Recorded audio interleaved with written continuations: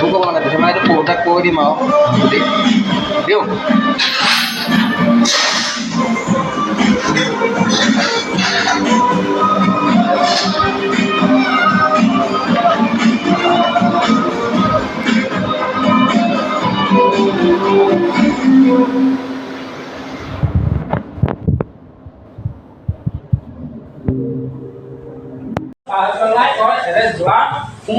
হোটেলখন পাৰ হৈ